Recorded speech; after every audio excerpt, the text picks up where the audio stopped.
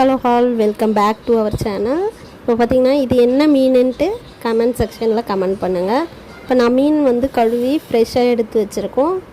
இந்த மாதிரி உள்ள கருப்பு கருப்பாக இருக்கும் இல்லையா, அதெல்லாம் எடுத்து க்ளீன் பண்ணி வச்சுக்கோங்க. இப்போ பார்த்திங்கன்னா மீன் குழம்புக்கு தேவையான எல்லாத்தையும் எடுத்து ரெடி பண்ணி வச்சுருக்கோம். இப்போ எண்ணெய் ஊற்றி அதில் பார்த்திங்கன்னா வடகம் சேர்த்துக்கோங்க. மீன் குழம்புக்கு வடகம் சேர்த்து வச்சோன்னா நல்லாயிருக்கும். பெருங்காயத்தூள், அது கூட பூண்டு, கருவேப்பிலை, வெங்காயம், கொஞ்சம் உப்பு சேர்த்துக்கோங்க. சேர்த்துட்டு நல்லா இதை வதக்கி விட்டுக்கோங்க. நல்லா வெங்காயம் தக்காளி நல்லா வதங்கினாலும் மீன் குழம்பு சூப்பராக இருக்குங்க. நான் எப்பயுமே இந்த மாதிரி கட் பண்ணி போட்டு வதக்கி தான் நான் வைப்பேன். இது நல்லா வதங்கட்டும்.